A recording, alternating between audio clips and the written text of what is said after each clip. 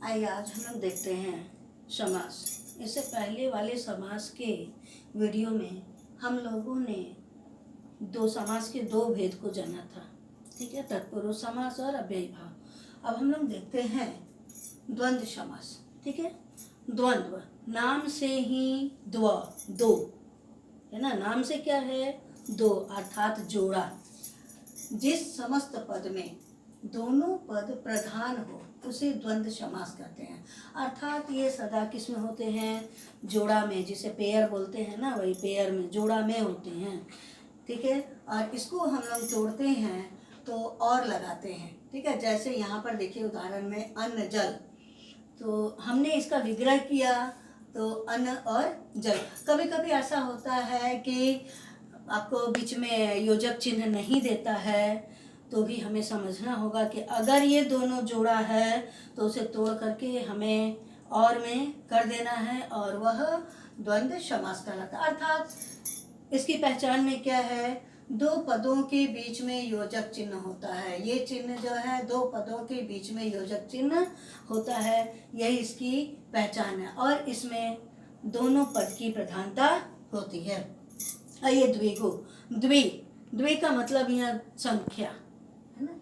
जिस समस्त पद में पूर्व पद संख्यावाची होता है उसे द्विगु समास कहते हैं। इसमें पूर्व पद की प्रधानता होती है, अर्थात जिस समस्त पद का पहला वाला पद जो होता है वह नंबरिंग होता है, संख्या में होता है, जैसे 4, 5, 6, शब्द इत्यादि। ये जो है ये संख्यावाची शब्द है, तो ये संख्यावाची शब्द होने के कारण यह द्विगु समास कहलाता है, और इसमें पूर्व पद की प्रधानता होती है। उदाहरण में देखिए त्रिवेणी, ठीक है, त्रि देखिए अंडरलाइन किया हुआ है, त्रि अर्थात तीन, पूर्व पद ये हुआ, और वेणी तीन। जब हम इसको विग्रह करते हैं तो समूह या समाहार के रूप में करते हैं, तीन वेणियों का समाहार, ठीक है, या तीन वेणियों का समूह, ऐसा भी बोल सकते हैं। सप्तऋषि, शब्द देखिए अंडरलाइन, जहाँ जहाँ अंडरलाइन किया है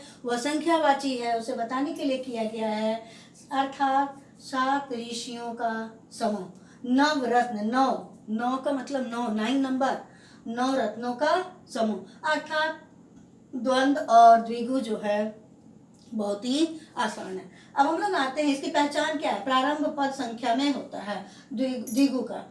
अब हम लोग आते हैं कर्मधारय समास में। जिस समस्त पद का पहला पद विशेषण तथा दूसरा पद विशेष्य होता है। विशेष्य का मतलब क्या हो गया, वह हमेशा संज्ञा या सर्वनाम होगा, और विशेषण रंग, रूप, दशा, स्थिति आदि जो होता है वह विशेषण होता है, उसे कर्मधारय समास कहते हैं। उदाहरण में है पीतांबर, पीला रंग विशेषण है, और अंबर कपड़ा है, अर्थात ये संज्ञा हो गया, अर्थात ये विशेष्य हो गया, और ये विशेषण हो गया। पीत है जो अंबर। कृष्ण सर्प, कृष्ण है जो सर्प, कृष्ण काला सर्प संज्ञा है, ठीक है, तो कृष्ण है जो सर्प, वह सांप जो काला है। अब आइए देखते हैं, अर्थात अभी तक मैंने बताया कि समस्त पद में विशेषण और विशेष्य होता है।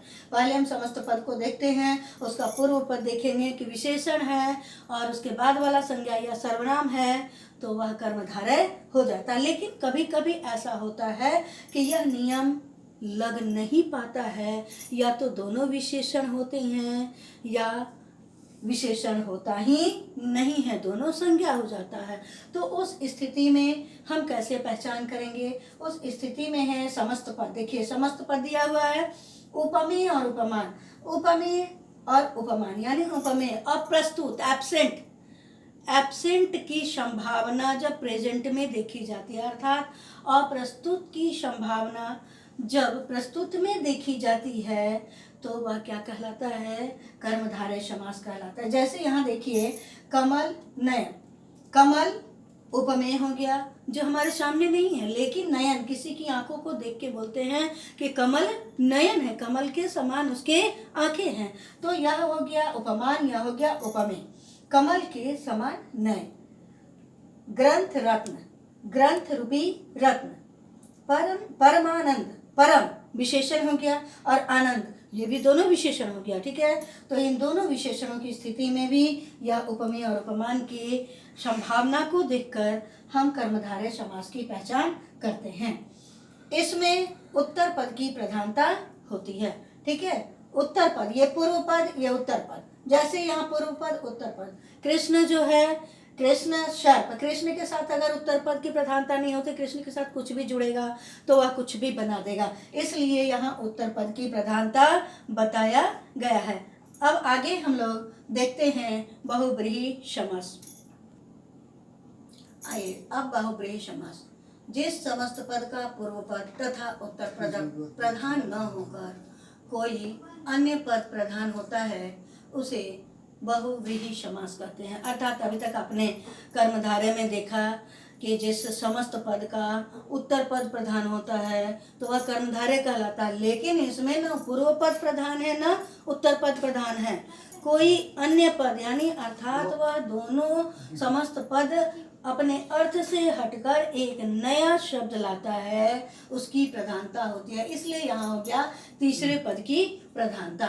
उदाहरण में देखिए, नीलकंठ, इसको पहचानने का नियम भी वही है कर्मधारय की तरह। देखिए यहाँ पर पहचान का नियम समस्त पद, जैसा कि मैंने बताया था कर्मधारय में समस्त पद विशेषण और विशेष है, और दूसरा समस्त पद जब विशेषण विशेषण न मिले तो उस स्थिति में उपमेय और उपमान अर्थात अप्रस्तुत में प्रस्तुत की संभावना को व्यक्त किया जाता है, तो इसे पहचान करते हैं। लेकिन अंतर क्या है? अंतर ये है कि उसमें कर्मधारय समास में कोई अन्य अर्थ निकल करके नहीं आता था, कोई विशेष अर्थ निकल के नहीं आता था, लेकिन बहुव्रीहि में एक विशेष नाम निकल करके आता है। यहाँ ये देखिए, नीलकंठ, नीला रंग हो गया, कंठ हो गया आपका संज्ञा।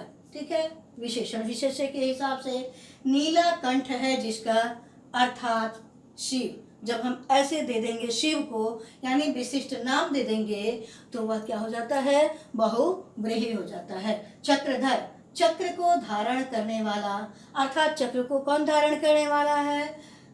कृष्ण। ठीक है, पहचान इसकी क्या है? इसकी पहचान कर्मधारय समास की ही तरह होती है, लेकिन दोनों में अंतर सिर्फ इतना ही है कि कर्मधारय विशिष्ट अर्थ नहीं देता है और आपका बहुव्रीहि जो है वह विशिष्ट अर्थ देता है। ठीक इसी प्रकार से दशानन, ठीक है, दशानन, दश है जिसके आनन अर्थात रावण, लेकिन दश आनन, ठीक है, 10 संख्यावाची है, 10 नंबर है, संख्यावाची है, तो संख्यावाची होने के कारण वह द्विगु समास नहीं होगा, क्योंकि यह शब्द जो है, दोनों पद जो है 10 और आनन मिल करके एक नया पद को बनाता है जो कहलाता है रावण। अर्थात 10 है जिसके आनन रावण, एक दंत, ठीक है, एक दंत, एक है जिसके दंत अर्थात गणेश। ठीक है, इसी प्रकार से हम क्या करते हैं? इसकी पहचान करते हैं।